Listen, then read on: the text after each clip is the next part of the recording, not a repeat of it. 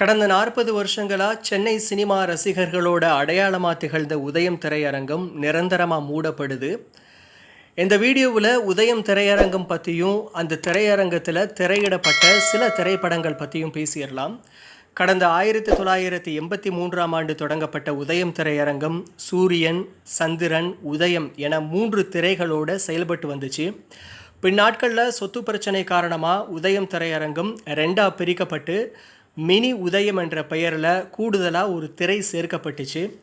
உதயம் திரையரங்கத்தில் முதல்ல திரையிடப்பட்ட திரைப்படம்னா ரஜினிகாந்த் நடித்த சிவப்பு சூரியன். 1980-90கள் முதல் இன்னைக்கு வரைக்கும் ரஜினிகாந்த், கமலஹாசன், அஜித்குமார், விஜய், விக்ரம், சூர்யா என நட்சத்திர ஹீரோக்கள் நடித்த திரைப்படங்களை திரையிட்டு நல்ல காசு பார்த்து வந்துச்சு இந்த உதயம் திரையரங்கம். குறிப்பாக ரஜினிகாந்த் நடித்த பாட்ஷா, படையப்பா, அருணாச்சலம் போன்ற படங்கள் ஒரே ஸ்க்ரீனில் 150 நாட்களை கடந்து ஓடி வசூல் பார்த்தாங்க. அதே போல் விஜய், அஜித் நடிப்பில் வெளியான கில்லி, அட்டகாசம், திருப்பாச்சி, வரலாறு, சிவகாசி போன்ற படங்களை திரையிட்டு வெள்ளி விழா கண்டது. அதே நேரத்தில் ரசிகர்கள் கூட்டம் அவர்களோட அளப்பறைகளால் சாலை போக்குவரத்தும் சட்ட ஒழுங்கும் சில நேரங்களில் சீர்கட்டுச்சுன்னு சொல்லலாம். சென்னையில் மல்டிப்ளெக்ஸ் கலாச்சாரம் தலை தூக்கிய பின்னாடி உதயம் போன்ற திரையரங்குகளோட மவுசு குறைய தொடங்குச்சு. பல்வேறு சட்ட சிக்கல்களால் 2008 வரை நீதிமன்றத்தோட கட்டுப்பாட்டில் இயங்கி கொண்டிருந்த உதயம் தியேட்டரை கடந்த 2009ஆம் ஆண்டு இந்த திரையரங்கோட 5 உரிமையாளர்களில் ஒருவரான பரமசிவம் பிள்ளை ரூபாய் 80 கோடி ஏலத்தில் வாங்கியிருந்தார்.